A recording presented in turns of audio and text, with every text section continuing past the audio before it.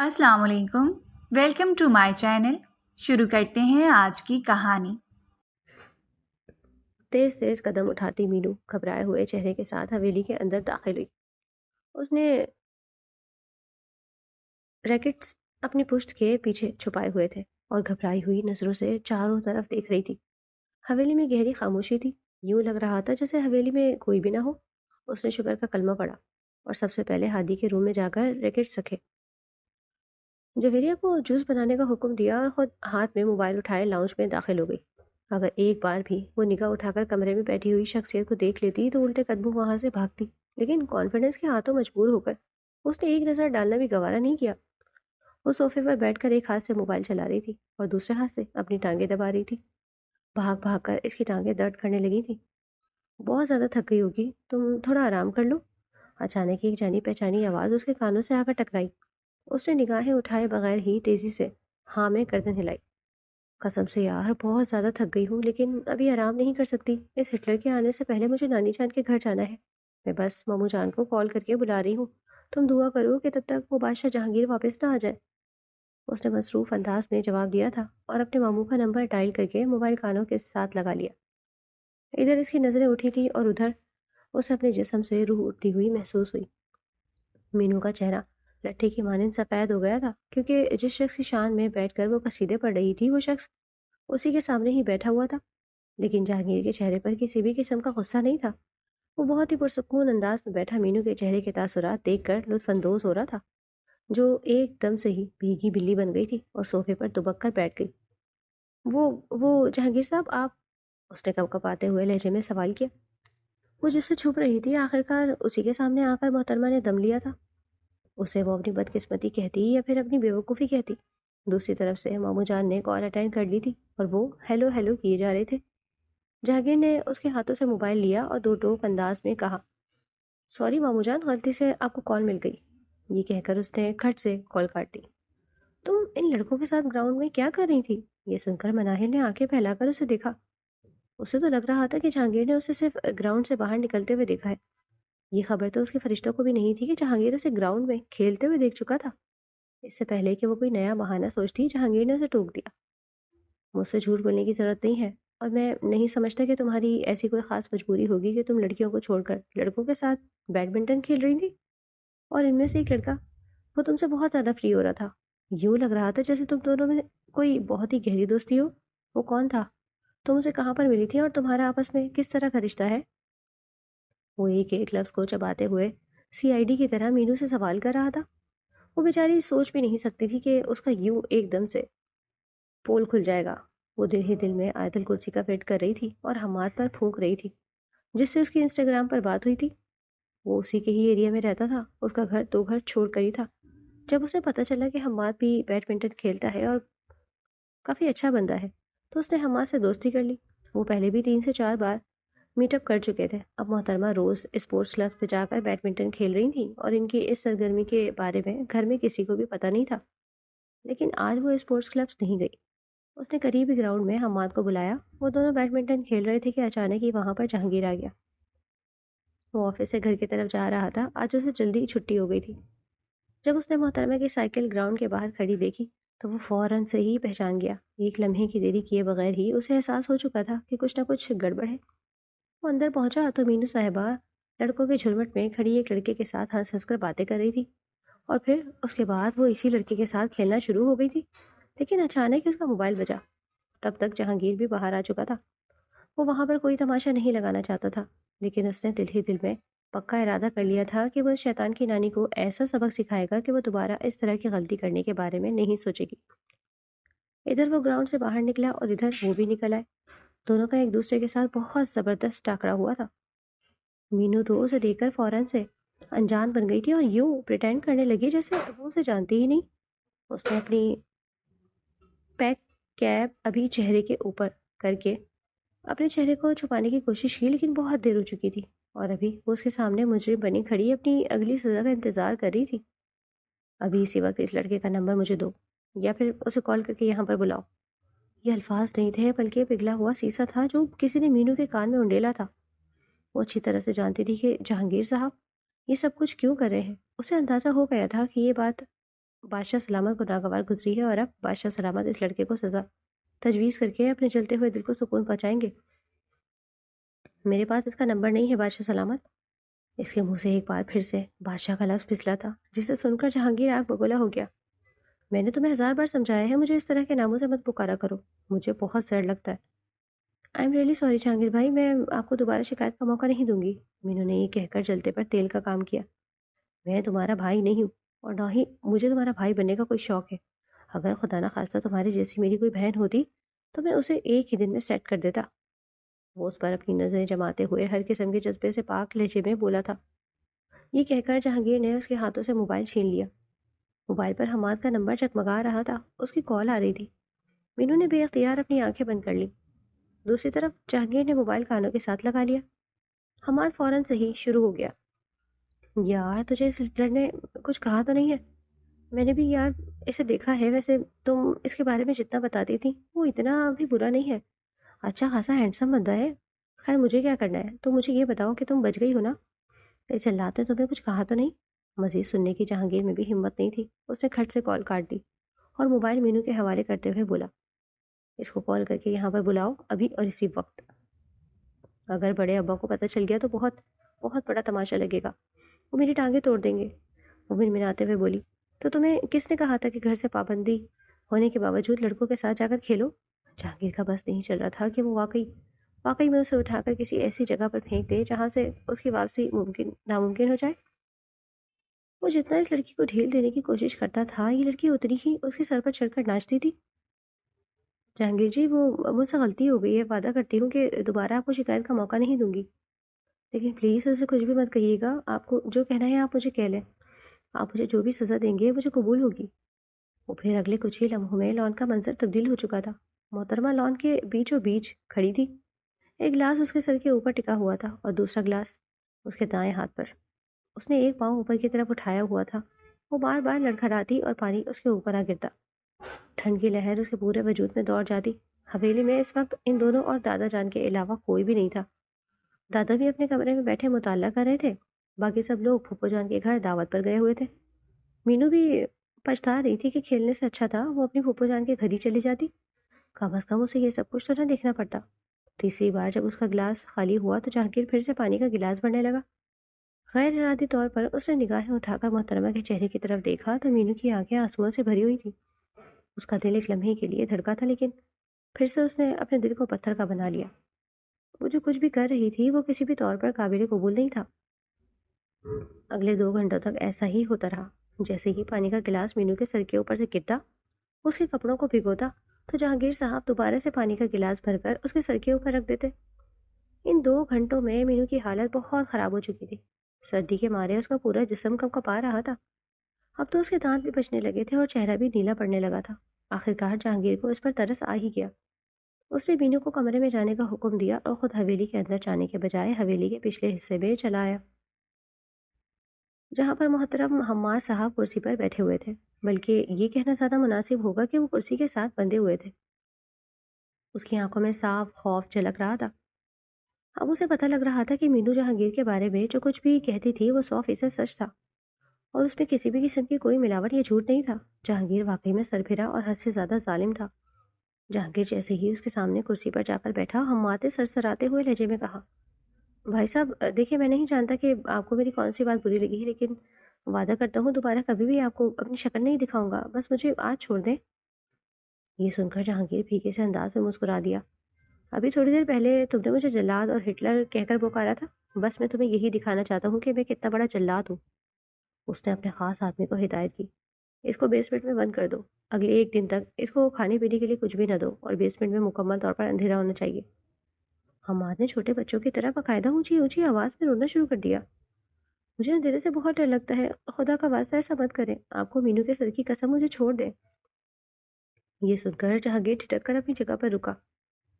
وہ ان قسموں وغیرہ پر یقین نہیں کرتا تھا، لیکن نہ جانے کیوں اس کا دل دھڑکا۔ وہ ہلکا سا حماد کے چہرے کی طرف جھکا، دوبارہ تو مجھے اس لڑکی کے آس پاس بھی نظر مت آنا، ورنہ تمہیں چلنے کے قابل نہیں چھوڑوں گا۔ یہ کہہ کر اس نے اپنے آدمی کو حماد کی رسیاں کھولنے کا حکم دیا تھا، جو یکدم ہی شوخ انداز میں مسکرانے لگا۔ ویسے جہانگیر بھائی، آپ سے ایک سوال پوچھ سکتا ہوں؟ اس نے دوستانہ لہجے میں بات کرنے کی کوشش کی۔ نہیں تو مجھ سے کچھ بھی نہیں پوچھ سکتے، جہانگیر نے اسے کوڑا جواب دیا۔ لیکن وہاں پر پرواہ کسے تھی؟ ویسے مجھے پتہ نہیں کیوں لگ رہا ہے کہ آپ مینو سے محبت کرتے ہیں۔ یہ تمہاری گندی سوچ ہے۔ اگر ایسی سوچ دوبارہ تمہارے ذہن میں آئے تو سب سے پہلے تمہارے دماغ کو صاف کروں گا، وہ بھی ہارپک کے ساتھ۔ جہانگیر نے یہ بات صرف جس انداز میں کہی تھی، خوف کی ایک لہر حماد کے وجود میں دوڑ گئی۔ اس نے کانوں کو ہاتھ لگایا اور وہاں سے بھاگنے والا کام کیا۔ گھر پہنچتے ہی اس نے مینو کا نمبر بلاک کر دیا تھا اور دوستی کو بھی خیر آباد کہہ دیا تھا۔ اس کے لیے اپنی زندگی سب سے زیادہ عزیز تھی۔ دوسری طرف مینو کو اس سے اس قدر بے وفائی کی امید نہیں تھی۔ اگلے ایک ہفتے تک تو وہ اسی کا ہی شوق مناتی رہی۔ وہ اپنے کمرے سے بھی باہر نہیں نکلی تھی۔ پوری حویلی میں سکون ہی سکون تھا۔ مینو کی ماں فاطمہ اسے پوچھ پوچھ کر تھک گئی تھی۔ کیا خیر ہے؟ تمہیں کیا مسئلہ ہے؟ بتاؤ تو صحیح۔ لیکن مینو ہمیشہ ہی منع کر دیتی۔ تقریباً ایک ہفتے کے بعد جا کر اس سے موو آن ہوا تھا اور وہ اپنے کمرے سے باہر نکلی تھی۔ اس دن موسم بہت خوشگوار تھا۔ سب گھر والے لان میں دھوپ میں بیٹھے ہوئے تھے۔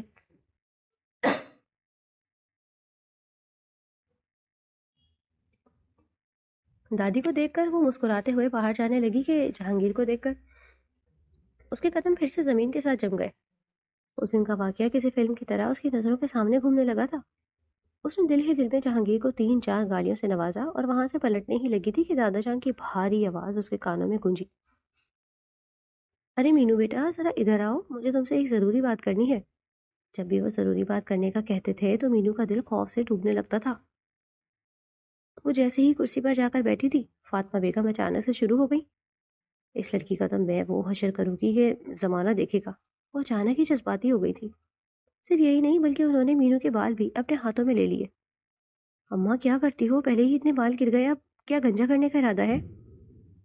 لان میں چیخو پکار مچی ہوئی تھی۔ فرحات صاحب نے آگے بڑھ کر اپنی پوتی کو چھڑوانے کی کوشش کی اور اپنی بہو کو حوصلہ کرنے کے لیے کہا، لیکن فاطمہ بیگم کا دماغ کسی طور پر بھی اپنی جگہ پر نہیں آ رہا تھا۔ آج سے چند دن پہلے ہی ان کے گھر ان کی بیسٹ فرینڈ آئی تھی، جنہوں نے اپنے بیٹے کے لیے مینو کے رشتے کی بات کی تھی، لیکن مینو نے اس کے ساتھ باہر جا کر بہت ہی عجیب و غریب حرکتیں کی تھی۔ وہ جس چیز کے لیے پسندیدگی کا اظہار کرتا تھا، مینو جھٹ سے جواب دیتی تھی کہ مجھے وہ چیزیں پسند نہیں۔ اس نے اس لڑکے کو یہاں تک کہا تھا کہ مجھے وہ لوگ پسند ہیں جو اپنی بیوی کے پاؤں کی جوتی بن کر رہتے ہیں اور اپنی بیوی کی انگلیوں پر ناچتے ہیں۔ پہلے تو اس لڑکے نے گھر جا کر صرف اتنا ہی کہا تھا کہ میں اس لڑکی سے شادی نہیں کروں گا، وہ میرے معیار کی نہیں، لیکن جب اس کے گھر والوں نے بہت زیادہ احتجاج کیا تو وہ مجبور ہو کر اپنی اور مینو کی گفتگو لیک کرنے پر تیار ہو گیا۔ جب یہ ساری باتیں فاطمہ بیگم کو اپنی سہیلی سے پتہ چلی تو ان کا پارا غصے سے ہائی ہو گیا تھا۔ آج صبح ہی انہیں حمدہ بیگم کی کال وصول ہوئی تھی اور ابھی مینو کی خیر نہیں تھی۔ بڑی مشکل سے اس نے اماں کے ہاتھوں سے اپنے بال چھڑوائے اور دادا جان کے پیچھے جا کر چھپ گئی۔ دادا جان، اس عورت کو کہیں کہ تھوڑا سا رحم کریں اور اسے یاد دلائیں کہ میں اس کی بیٹی ہوں۔ بھلا اپنی بیٹیوں کے ساتھ کون ایسا کرتا ہے؟ اس کی آنکھوں سے تیزی سے آنسو بہ رہے تھے۔ اب آپ اس کی سائڈ نہیں لیں گے، یہ بیجا پیار کی وجہ سے اتنا زیادہ بگڑی ہے، یہ اس قابل ہی نہیں کہ اسے پیار سے بات بھی کی جائے۔ فاطمہ بیگم نے ٹھوس لہجے میں کہا تو جہانگیر نے بھی ان کے ہاں میں ہاں ملائی۔ مینو تو ہتے سے ہی اکھڑ گئی تھی۔ یہاں پر اس کے صبر کا پیمانہ لبریز ہو گیا تھا۔ سارے مجھے ہی کیوں ڈانٹتے ہیں؟ انہیں کیوں نہیں کچھ کہتا کوئی؟ اس نے ہمت کرتے ہوئے جہانگیر کی طرف اشارہ کیا۔ اس کی تمہارے جیسی بچکانہ حرکتیں نہیں ہیں، سب لوگوں نے ایک زبان ہو کر کہا۔ جہانگیر آنکھیں چھوٹی چھوٹی کر کے اس لڑکی کو دیکھ رہا تھا جو اس سے پنگا لینے کا ارادہ رکھتی تھی۔ آج مینو نے فیصلہ کر لیا تھا کہ وہ کسی بھی طور پر خاموش نہیں رہے گی۔ اسی وجہ سے ہمت کرتے ہوئے اللہ کا نام لے کر اس نے اپنی طرف سے سچ بولنا شروع کیا۔ میں نے انہیں لڑکیوں کے جھرمٹ کے ساتھ گھومتے ہوئے دیکھا ہے، یہ لڑکیوں کے ساتھ ڈیٹ بھی مارتے ہیں اور نہ جانے کتنی لڑکیوں کو انہوں نے اپنے جال میں پھنسایا ہوا ہے۔ وہ نان سٹاپ شروع ہو گئی تھی اور جو بھی منہ میں آ رہا تھا سچ اور جھوٹ کی ملاوٹ کر کے بولی چلی جا رہی تھی۔ جہانگیر نے بڑی مشکل سے اپنے اندر اٹھتے ہوئے لاوے پر قابو پایا۔ فضول کی باتیں بند کرو ورنہ یہی زمین میں دفن کر دوں گی۔ فاطمہ بیگم نے اس کے کان کھینچ کر غصے سے چیختے ہوئے کہا، ہاں ہاں، ان کے معاملے میں تو آپ ایسے ہی کہیں گی، ابھی میں آپ کو کچھ تصویریں دکھاتی ہوں۔ اس نے یہ کہہ کر اپنا موبائل نکالا اور گھر والوں کو کچھ تصویریں دکھا دی جس میں جہانگیر واقعی میں ایک لڑکی کے ساتھ ریسٹورنٹ میں بیٹھا ہوا تھا اور مسکرا رہا تھا۔ دیکھا کتنی پیاری اور شوق مسکراہٹ ہے ہمارے بادشاہ صاحب کی۔ جب بھی وہ جہانگیر سے چڑھتی تھی یا پھر اس پر غصہ ہوتی تھی تو وہ اسے بادشاہ صاحب کہہ کر پکارتی۔ جہانگیر تو ایک دم سے بوکھلا ہی گیا۔ اس نے کبھی بھی نہیں سوچا تھا کہ توبہ کا رخ ایک دم سے اس کی طرف ہو جائے گا۔ دادا جان نے بے یقینی سے اپنے پوتے کو گھورا۔ یہ سب کیا ہے جہانگیر، اور یہ لڑکی کون ہے؟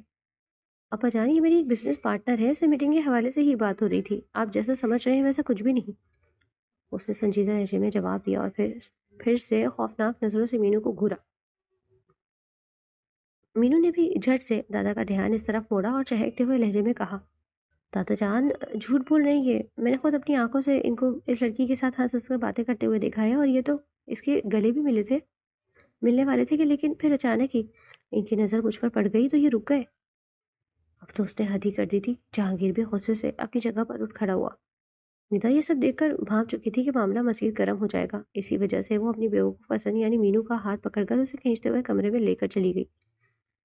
کمرے میں پہنچتے ہی وہ ڈانٹتے ہوئے بولی، یہ کیا کر رہی ہو تم؟ پاگل تو نہیں ہو گئی ہو؟ جو سچ ہے وہ بتاؤ، ان پر جھوٹے الزامات کیوں لگا رہی ہو؟ جانتی ہو نا کہ وہ پہلے ہی تم پر بہت غصہ ہے، کہیں ایسا نہ ہو کہ وہ واقعی میں تمہارے گھر کے کسی کونے میں قبر بنا دے۔ ندا سخت جھنجھلائی ہوئی تھی۔ مینو خاموش ہو کر بیڈ پر بیٹھ گئی۔ جب اس نے تھوڑی دیر گزرنے کے بعد ٹھنڈے دماغ سے سوچا تو اسے احساس ہوا کہ وہ اپنے ساتھ کتنی بڑی زیادتی کر چکی ہے۔ ابھی تک تو حماد والا معاملہ بھی ٹھنڈا نہیں ہوا تھا اور اس نے ایک اور معاملہ گرم کر دیا۔ ہائے میرے اللہ، میں اتنی بیوقوف کیوں ہوں؟ میں کچھ کرنے سے پہلے سوچتی کیوں نہیں؟ سب لوگ ٹھیک کہتے ہیں میری عقل گھاس چڑھنے گئی ہے، اور جس دن میری موت ہوگی میری عقل بھی اسی دن ہی واپس آئے گی، ورنہ میرے جیتے جی تو یہ ہو ہی نہیں سکتا کہ میں کبھی اپنے دماغ سے کام لے لوں۔ اب اس کا سوچ سوچ کر خوف کے مارے برا حال تھا کہ جہانگیر کو جب کبھی وہ اکیلے ملے گی تو جہانگیر اس کا کیا حشر کرے گا۔ دوسری طرف جہانگیر دادا جان کے کمرے میں بیٹھا ان کی عدالت میں مجرم بن کر کھڑا تھا اور انہیں صفائیوں پر صفائیاں پیش کیے جا رہا تھا۔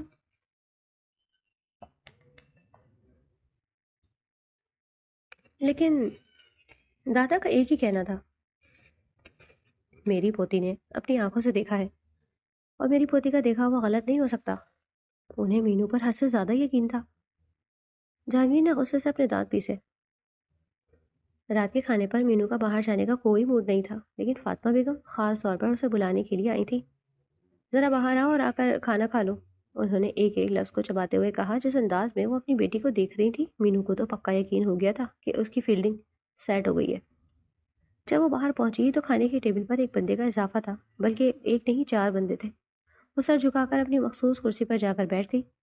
السلام علیکم مینو، کیسی ہو تم؟ ایک خوبصورت نسوانی آواز اس کے کانوں میں گونجی تو اس نے بے اختیار اپنی گردن اٹھائی۔ وہ مسکرا بھی نہیں سکی تھی، کیونکہ یہ وہی لڑکی تھی جس پر اس نے جہانگیر کے حوالے سے الزام لگایا تھا کہ ان دونوں کا آپس میں چکر چل رہا ہے۔ مینو بس ہلکا سا مسکرا دی۔ وہ یہ بھی نہیں کہہ سکتی تھی کہ میں ٹھیک ہوں، کیونکہ وہ واقعی میں ٹھیک نہیں تھی، لیکن مہتاب ابھی تک خاموش نہیں ہوئی تھی۔ اس نے اپنے برابر میں بیٹھے ہوئے شخص سے مینو کا تعارف کروایا اور ایک ایک لفظ کو پیستے ہوئے کہا کہ یہ میرا شوہر ہے۔ اب مینو پر صرف اس لڑکی اور اس کے شوہر کی نظریں نہیں بلکہ سب کی ہی نظریں جمی ہوئی تھی۔ شرمندگی کے مارے اس کی حالت خراب ہو گئی تھی۔ وہ تو جہانگیر سے بھی نگاہیں نہیں ملا پا رہی تھی، بار بار آنسوؤں کا گولا اس کے گلے میں اٹک رہا تھا۔ تھوڑی دیر وہاں پر بیٹھنے کے بعد وہ بھاگی ہوئی باہر آئی، اور جب تک مہمان وہاں سے چلے نہیں گئے تب تک وہ لان میں ہی بیٹھی رہی، کیونکہ کمرے میں جانے کے لیے بھی اسے مہمانوں کے درمیان میں سے ہی ہو کر گزرنا تھا۔ جب وہ لوگ وہاں سے جانے لگے تھے تب مہتاب مینو کے پاس آئی تھی۔ کیا میں تم سے بات کر سکتی ہوں؟ اس نے میٹھے سے انداز میں کہا تو مینو اس کو انکار نہیں کر سکی۔ تم بہت اچھی اور بہت خوبصورت بھی ہو، مینرز والی بھی ہو، سب سے بڑھ کر یہ کہ تم اچھے خاندان سے تعلق رکھتی ہو، بس تھوڑی سی میچور ہو جاؤ، تم ہر لحاظ سے پرفیکٹ ہو جاؤ گی۔ یہ کہہ کر اس نے مینو کے کانوں کو ہلکا سا چھوا اور وہاں سے چلی گئی، جبکہ مینو اس کی پشت کو گھور کر رہ گئی۔ وہ تھوڑی دیر کے بعد اپنے کمرے میں جانے کے لیے پلٹی ہی تھی کہ اس کا سر کسی بھاری چیز کے ساتھ جا ٹکرایا۔ تکلیف کے مارے اس کی حالت خراب ہونے لگی تھی۔ ہائے میرے اللہ، میں مر گئی، یہاں پر دیوار کس نے کھڑی کر دی ہے؟ ضرور یہ بھی بادشاہ۔ باقی کے الفاظ منہ میں ہی رہ گئے تھے، کیونکہ جہانگیر عالم صاحب واقعی میں اس کے سامنے کھڑے تھے۔ میں نے تمہیں کیا کہا تھا لڑکی، کہ میرے معاملات میں دخل اندازی کرنے کی کوشش مت کرنا؟ اس کا لہجہ سخت تھا۔ مینو کے قدم ڈگمگانے لگے۔ وہ اس کی طرف بڑھنے لگا اور مینو پیچھے کی طرف ہٹنے لگی۔ تم نے ایک بار پھر سے پورے خاندان کے سامنے مجھے ذلیل کرنے کی کوشش کی ہے، اور تم یہ پہلی بار نہیں کر رہی بلکہ اس سے پہلے بھی کر چکی ہو۔ اس کی آنکھیں لال انگارہ تھیں اور اس کے الفاظ زہر اگل رہے تھے۔ مینو کے لیے تو سانس لینا ہی دشوار ہو گیا تھا۔ میں پرومس کرتی ہوں کہ دوبارہ آپ کو شکایت کا موقع نہیں دوں گی، پلیز لاسٹ ٹائم مجھے معاف کر دیں، اس نے سرسراتے ہوئے لہجے میں کہا۔ اس بار تمہیں معاف نہیں کروں گا، بلکہ تمہیں سزا ملے گی. تمہارا گھر سے نکلنا بند ہے اور اس کے ساتھ ساتھ تمہاری پاکٹ منی بھی پابندی ہے.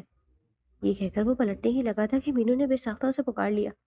آپ مجھ پر فضول کی پابندیاں نہیں لگا سکتے. میں آپ کے غلام نہیں ہوں جسے آپ نے خریدا ہوا ہے، اور نہ ہی میں آپ کی ملازمہ ہوں جسے آپ ہر مہینے تنخواہ دیتے ہیں.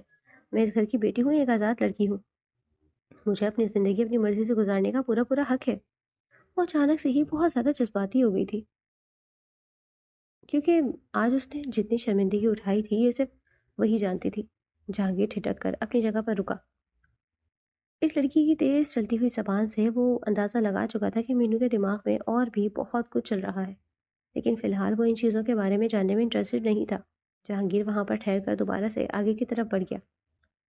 اس نے مینو کے کسی بھی سوال کا جواب دینا ضروری نہیں سمجھا تھا، جبکہ مینو کا چہرہ شرمندگی کے مارے تپنے لگا.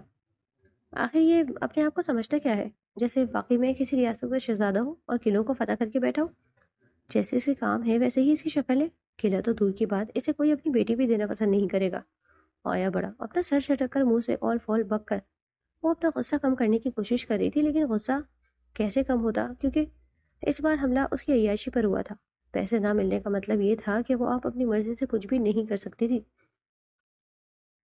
اگلی صبح وہ میسنی سی صورت بنا کر دادی کے کمرے میں ان سے پیسے مانگنے کے لیے گئی، تو دادی نے اس سے بھی زیادہ میسنی سی شکل بنائی. بیٹا، میرے پاس جتنے بھی پیسے تھے وہ سارے جہانگیر نے لے لیے ہیں، اور اس کے ساتھ ساتھ اس نے میرے بینک اکاؤنٹ بھی بلاک کر دیے ہیں، کیونکہ اسے پتا تھا کہ میں تمہیں دوں گی. مینو کا دل کر رہا تھا کہ وہ اونچی اونچی آواز میں جہانگیر کو گالیاں دینا شروع کر دے، جو واقعی میں اس کے لیے پنوتی ہی ثابت ہوا تھا. دادا کے پاس جانے کی مینو میں ہمت نہیں تھی، اور باقی جہاں تک اماں جان کا سوال تھا تو ان کے بارے میں سوچ کر ہی مینو کی کانپیں ٹانگ رہی تھی. ابھی کچھ دن پہلے ہی اس کی سالگرہ گزری تھی. اس نے اپنے دوستوں سے وعدہ کیا تھا کہ وہ انہیں اچھے سے ہوٹل میں کھانا کھلانے کے لیے لے کر جائے گی. ادھر سے اس کی دوست سے بھی اسے مسلسل میسیجز کال کیے جا رہی تھی. اس نے اس مہینے کے حوالے سے بہت زیادہ پلاننگ کی ہوئی تھی، لیکن مہینے کی پہلی ہی تاریخ اسے یہ نحوست بھری خبر ملی تھی، جس سے اس کی پلاننگ کی بھی مدر سسٹر ٹوگیدر ہو گئی تھی. اب اسے سمجھ نہیں آ رہا تھا کہ وہ کیا کرے، کس طرح سے پیسوں کا بندوبست کرے. کافی دیر اس معاملے میں سوچنے کے بعد وہ اپنے کزن دلاور کے پاس گئی، جو کہ اس کے چچا جان کا بیٹا تھا اور ہفتہ پہلے ہی اپنے دوستوں کے ساتھ گھومنے کے لیے ناران کاغان گیا تھا. آج رات ہی اس کی واپسی ممکن ہوئی تھی. وہ دونوں سر جوڑے لاؤنج میں بیٹھے ہوئے تھے. بظاہر تو وہ شطرنج کھیل رہے تھے، لیکن اگر قریب جا کر دیکھے تو وہاں سے صرف اور صرف خسر خسر کی آوازیں آ رہی تھیں، اور بہت ہی زبردست سی پلاننگ چل رہی تھی. یاد دلاور، میں ہمیشہ تمہاری آسان بن رہوں گی، بس کسی طرح سے مجھے 40,000 کا بندوبست کر کے دے دو. مینو نے جیسے ہی کہا، دلاور نے اپنا دل تھام لیا. اتنے پیسے تو میں نے خود بھی اپنی پوری زندگی میں نہیں دیکھے، تمہیں کہاں سے لا کر دوں؟ اس کی بات سن کر مینو آنکھیں چھوٹی چھوٹی کر کے اسے گھورنے لگی تھی، کیونکہ وہ جانتی تھی کہ 40,000 کی رقم دلاور کے سامنے کچھ بھی نہیں. ہاں، یہ بات ضرور تھی کہ وہ حد سے زیادہ کنجوس انسان تھا. کافی سوچ بچار کے بعد دلاور نے ہی اسے یہ مشورہ دیا تھا کہ جس شخص نے تمہارے پیسے روکے ہیں، اب اسی شخص کے ہی پیسوں پر حملہ کرو. کیا مطلب ہے تمہارا؟ اسے یہ مشورہ اچھا تو لگا تھا، لیکن ابھی تک وہ ٹھیک طرح سے سمجھی نہیں تھی. مطلب یہ کہ اس کے والٹ سے جا کر پیسے نکالو جس نے تمہیں پیسے دینے سے منع کر دیا ہے، یعنی جہانگیر صاحب کو جا کر لوٹو. تو مجھے پیسے چوری کرنے کے لیے کہہ رہے ہو؟ کیا میں تمہیں ایسی لگتی ہوں؟ وہ جذباتی ہو کر اپنی جگہ پر اٹھ کھڑی ہوئی، جبکہ دلاور نے اس کے اوور ایکٹنگ پر برا سا منہ بنایا. جہانگیر اس وقت اپنے کمرے کے باہر کھڑا ان دونوں کی حرکتیں ملاحظہ فرما رہا تھا. محترمہ کی آخری بات کے علاوہ اسے اور کوئی بات سمجھ میں نہیں آئی تھی، لیکن وہ اتنا اندازہ لگا چکا تھا کہ وہ لوگ پھر سے مل کر کوئی کھچڑی پکا رہے ہیں. اس بار وہ اس لڑکی کو معاف کرنے کے لیے تیار نہیں تھا. اس بار تو اسے سوچ لیا تھا کہ اگر مینو نے کوئی گڑبڑ کی تو وہ اس کا پکا بندوبست کرے گا. دلاور وہاں سے اٹھ کر آ گیا تھا، جبکہ مینو پھر سے اپنے کمرے میں چلی گئی. گھر سے نکلنے پر جو پابندی لگی تھی وہ اس پابندی کو ختم کرنے میں تو کامیاب ہو ہی گئی تھی، لیکن ان پیسوں کا مسئلہ بیچ میں آ رہا تھا. اگلی صبح اس نے ہمت کر کے اور جہانگیر کے کمرے میں داخل ہو گئی. وہ اس وقت واش روم میں تھا. اندر سے پانی گرنے کی آوازیں آ رہی تھی. اس کا والٹ اور موبائل باہر ٹیبل پر پڑے ہوئے تھے. مینو نے اپنے ڈولتے ہوئے دل کو سنبھالا اور جلدی سے اس کے والٹ کو اوپن کیا. اس کی آنکھوں کے ساتھ ساتھ منہ بھی کھل گیا تھا، کیونکہ وہاں پر 5,000 کے بہت سے نوٹ پڑے ہوئے تھے. والٹ پھولا ہوا تھا. آج میں آپ کو بتاتی ہوں جہانگیر صاحب کہ عدل جہانگیری کیا ہوتا ہے. یہ کہہ کر اس نے والٹ میں سے 5,000 کے 4 نوٹ نکالے تھے. وہ کمرے سے نکلنے ہی لگی تھی کہ اس کا دل پھر سے بے ایمان ہونے لگا. الٹے قدموں واپس پلٹی اور 5,000 کے 2 نوٹ مزید نکال لیے. ابھی بھی والٹ ویسے ہی پھولا ہوا تھا. محترمہ کے ہاتھوں میں 30,000 موجود تھے. لیکن اس کے باوجود بھی اس کا دل نہیں بھر رہا تھا۔ پورے 50,000 نکالنے کے بعد وہ چھوٹے بچوں کی طرح اچھلتی ہوئی کمرے سے باہر نکلی۔ اسے لگ رہا تھا جیسے اسے دنیا بھر کی دولت مل گئی ہو۔ اس نے اپنی دوستوں کو کال ملائی اور انہیں آج کی کلاسز بند کرنے کے لیے کہا، کیونکہ اب وہ شہر کے سب سے بڑے ہوٹل میں جا کر لنچ کرنے کا ارادہ رکھتے تھے۔ دوسری طرف جب جہانگیر فریش ہو کر کمرے میں آیا تو وہاں پر اسے جانی پہچانی پرفیوم کی خوشبو محسوس ہوئی تھی۔ اسے احساس تو ہو ہی گیا تھا کہ محترمہ اس کے کمرے میں آئی ہیں، لیکن اس نے یہ نہیں سوچا تھا کہ وہ اس کے والیٹ میں سے پیسے نکالے گی۔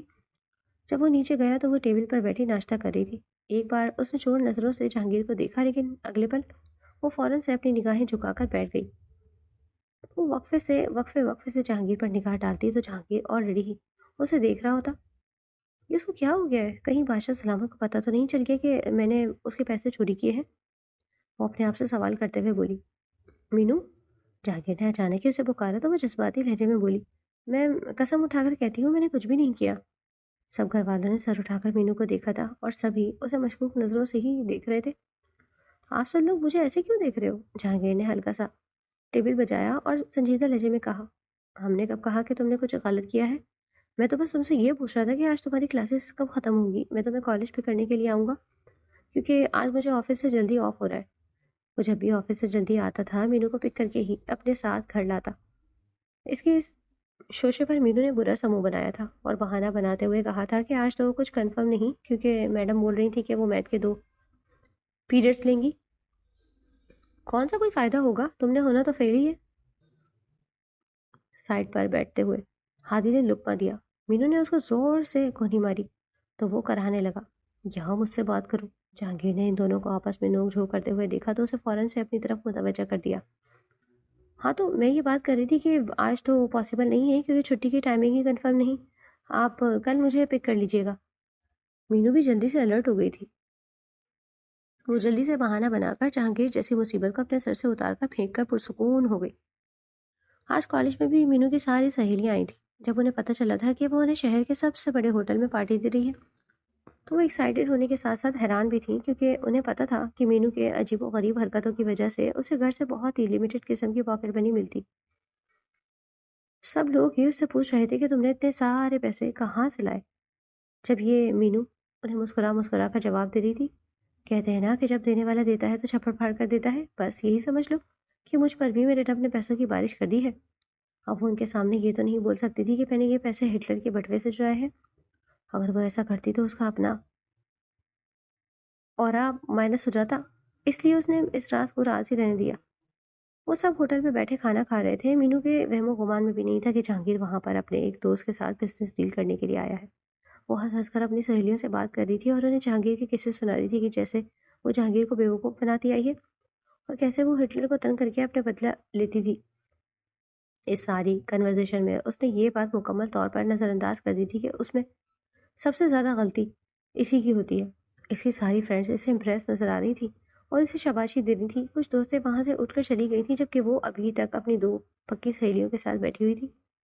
اب وہ لوگ کھانا کھانے کے بعد آئس کریم کھا رہے تھے۔ اچانک ہی مینو کو اپنے انتہائی قریب سے جانی پہچانی آواز سنائی دی، پیسے کم تو نہیں پڑ گئے چھوٹی لڑکی؟ 5 لوگوں کے بجائے 500 لوگوں کا کھانا جو منگوا لیا تھا۔ یہ سن کر جوس مینو کے منہ سے فوراً فواری کی صورت میں نکلا۔ جہانگیر کے کپڑوں کا ستیہ ناس ہو گیا تھا۔ اس کی دوست نے وہاں سے رفو چکر ہو گئی تھی کیونکہ وہ جہانگیر کو پہچان چکی تھی اور ان میں سے کسی کا بھی موڈ نہیں تھا کہ وہ اس ہٹلر کے ہاتھوں ذلیل ہو۔ مینو سہمی ہوئی جہانگیر کے چہرے کی طرف دیکھنے لگی جو اب اپنی شرٹ ٹشو سے صاف کرنے کے بعد اس کے سامنے ہی کرسی کھینچ کر بیٹھا ہوا تھا۔ وہ اپنے ہاتھ ٹیبل پر رکھے اسے کھا جانے والی نظروں سے دیکھ رہا تھا۔ یہ اتنے سارے پیسے کہاں سے آئے ہیں تمہارے پاس؟ میں نے تو تمہاری پاکٹ منی بند کی ہوئی تھی، وہ میں نے جمع کر کے رکھے ہوئے تھے۔ یہ سن کر اس نے ہاتھ ہلا کر ویٹر کو بلایا اور اس سے بل کا پوچھا۔ صاحب جی آپ کا بل 50,335 روپے بنا ہے، اگر آپ کارڈ سے پے کریں گے تو صرف 50,000 دینا پڑے گا۔ وہ پروفیشنل انداز میں بل کی ڈیٹیل دے رہا تھا۔ جہانگیر سواریہ انداز میں مینو کی طرف دیکھنے لگا جس نے اپنے بیگ میں سے کرارے 5,000 کے 10 نوٹ نکال کر مینیو کارڈ میں رکھ دیے۔ ویٹر شکریہ ادا کرتا ہوا وہاں سے چلا گیا۔ مجھے صاف صاف بتاؤ کہ یہ پیسے تم کہاں سے لائی ہو؟ پہلے آپ مجھ سے وعدہ کریں کہ آپ مجھے کچھ بھی نہیں کہیں گے، پلیز مجھ سے وعدہ کریں۔ وہ جذباتی ہو کر رونے لگی تھی۔ کبھی کبھار جہانگیر کو اس کی عادت بہت زہر لگتی تھی، ایک تو وہ غلط کرتی تھی، اوپر سے فوراً سے اپنی آنکھوں کو آنسوؤں سے بھر لیتی تھی۔ آس پاس بیٹھے ہوئے سب لوگ ہی ان دونوں کو اشتیاق بھری نظروں سے دیکھ رہے تھے، جبکہ کچھ کی آنکھوں میں ان کے لیے نفرت بھی تھی، کیونکہ وہ ان کی وجہ سے ڈسٹرب ہو رہے تھے۔ جہانگیر کو احساس ہوا تو اس نے مینو کو آواز نیچے کرنے کے لیے کہا، لیکن وہ کہاں سننے والوں میں سے تھی۔ مجبور ہو کر جہانگیر نے اس کا بازو پکڑا اور اسے کھینچتا ہوا ہوٹل سے باہر لے کر آ گیا۔ یہ سارے پیسے کہاں سے آئے ہیں تمہارے پاس؟ اب مجھے بتاؤ۔ پارکنگ ایریا میں جا کر وہ اس کے کندھے سے پکڑ کر اس کو جھنجھوڑتے ہوئے بولا، مجھے بتاؤ کون سا غیر قانونی کام کر رہی ہو تم؟ جہانگیر اس کے بارے میں جتنا برا سوچ سکتا تھا وہ سوچ رہا تھا، کیونکہ اس لڑکی سے اسے کسی بھی چیز کی امید تھی۔ مینو نے گھبراتے ہوئے نفی میں سر ہلایا اور اپنی گردن کو انگلیوں سے پکڑتے ہوئے صاف الفاظ میں کہا، میں نے یہ پیسے آپ کے بٹوے سے چرائے تھے، قسم اٹھا کر کہتی ہوں کہ میں نے کوئی بھی غیر قانونی کام نہیں کیا، پلیز مجھے معاف کر دے، مجھ سے غلطی ہو گئی ہے۔ اگر اپنی دوستوں کو ٹریٹ نہ دیتی تو ان کے سامنے میری عزت دو کوڑی کی رہ جاتی۔ خیر عزت تو ابھی بھی نہیں بچی، وہ پریشانی سے اپنے بالوں میں ہاتھ پھیرتے ہوئے بولی، جبکہ جہانگیر اس کو گھور کر رہ گیا۔ میں سوچ بھی نہیں سکتا تھا کہ تم اس حد تک گر جاؤ گی۔ تمہیں پتا ہے کہ جب تمہیں کوئی سزا دی جاتی ہے تو اس وجہ سے دی جاتی ہے تاکہ تم باز آ جاؤ، اس وجہ سے نہیں کہ تم وہ کام چھوڑ کر اس سے بھی بڑا سنگین کام کرنے لگ جاؤ۔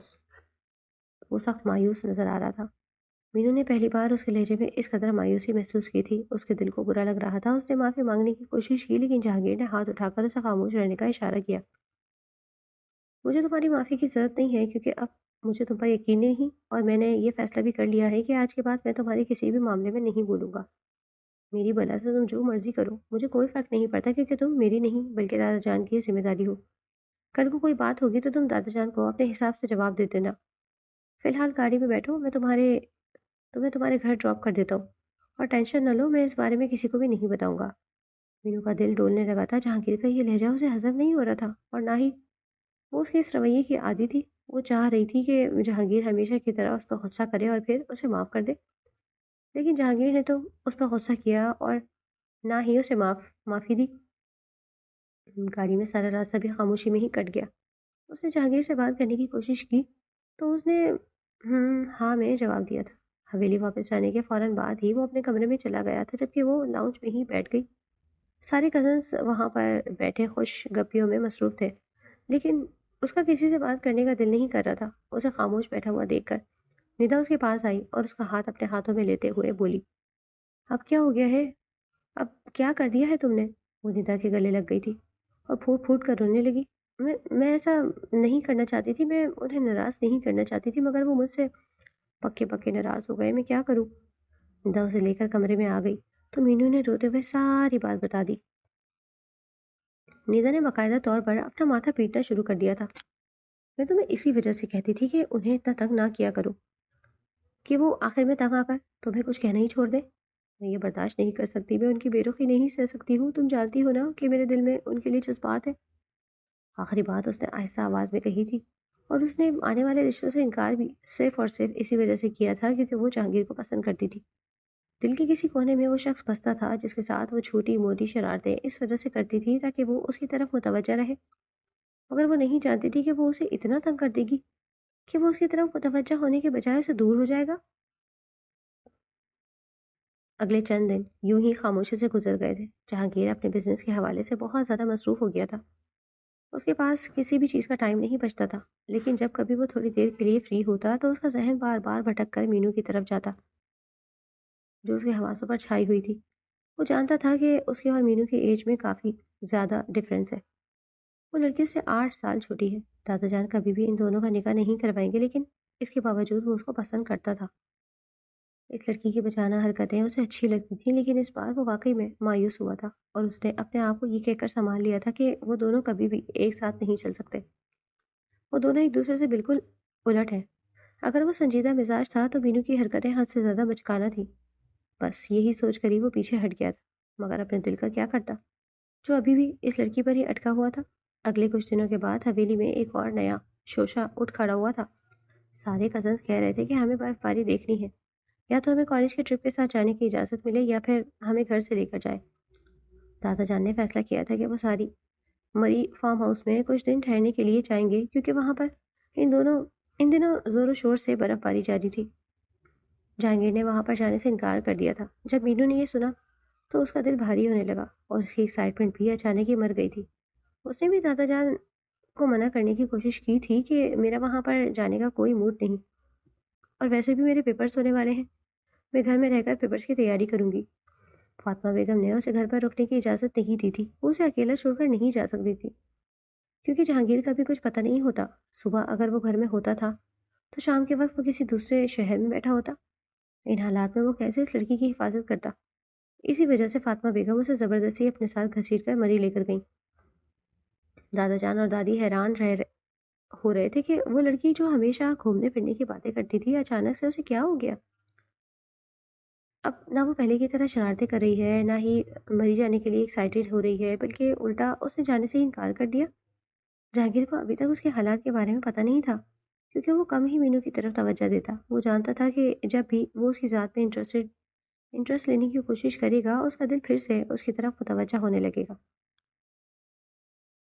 مینو نے مری میں پہلے 2 دن تو کمرے میں ہی رہ کر گزار دیے تھے اور ان 2 دنوں میں برف باری بھی نہیں ہوئی تھی، لیکن تیسرے دن شام کے وقت اچانک ہی اسنو فالنگ ہونے لگی۔